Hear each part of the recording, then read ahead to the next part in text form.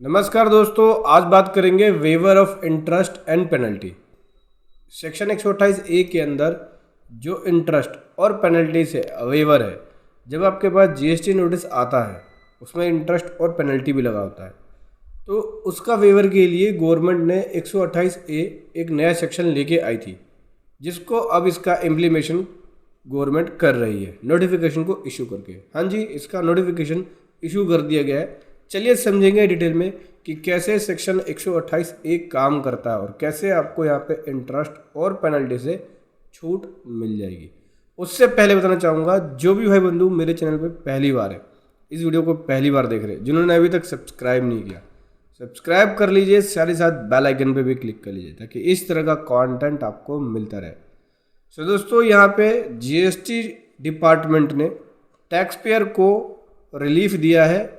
जो भी उनके पास नोटिस आ रहा है फॉर्म DRC 01 के अंदर, असेसमेंट 10 में या DRC 07 के अंदर, DRC 07 में ऑर्डर आता है, तो उस पर अगर आपको इंटरेस्ट पेनल्टी लगा रखी है तो उसका आपको वेवर मिल जाएगा फाइनेंशियल ईयर 17-18, 18-19 और 19-20 के लिए। लेकिन इसमें कंडीशन है, कंडीशन ये है कि 31 मार्च 25 तक आपको जो भी उस नोटिस के अंदर टैक्स का डिमांड किया गया है, मैं टैक्स की बात कर रहा हूँ, इंटरेस्ट या पेनल्टी की नहीं। जो भी नोटिस होगा उसमें 3-4 चीज़ें होंगी, एक टैक्स होगा, दूसरा उसके अंदर इंटरेस्ट, तीसरा उसमें पेनल्टी होंगी।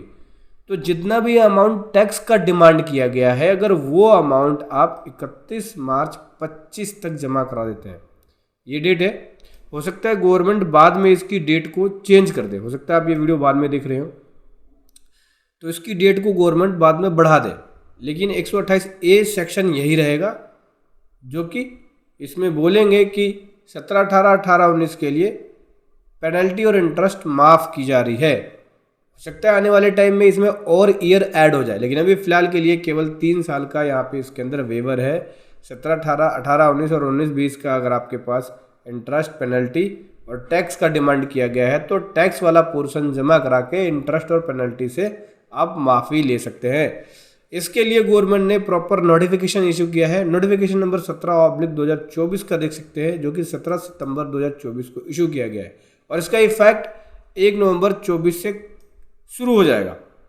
मतलब 128 जो है ये 1 नवंबर 24 से शुरू हो जाएगा। तो इसके अंदर एक कंडीशन और है कि जो भी आपको नोटिस दिया गया 73 के अंदर अगर नोटिस इशू है तो उसी का आपको वेवर मिलेगा। अगर आपका नोटिस 74 के अंदर इशू है, 74 में कौन से इशू होते हैं? 74 के अंदर नोटिस वो वाला इशू होता है जो फ्रॉड केस का होता है, ठीक है। अगर 74 का नोटिस इशू हो जाए तो उसमें अगर फ्रॉड केस का होगा तो उसके लिए वो नोटिस होता है। 73 में नॉन फ्रॉड केस के लिए इशू होता है। तो 73 के अंदर अगर आपको नोटिस इशू हुआ है, सेक्शन 73 के अंदर, तभी आपको इंटरेस्ट और पेनल्टी से वेवर मिलेगा।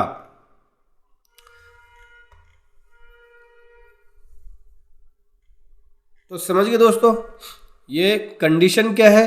अगर आपको बेनिफिट लेना है 128A का, तो कंडीशन ये है कि जितना भी टैक्स अमाउंट बना वो अगर आप 31 मार्च 25 से पहले जमा करा लेते हैं तो इंटरेस्ट और पेनल्टी से माफ़ी मिल जाएगी।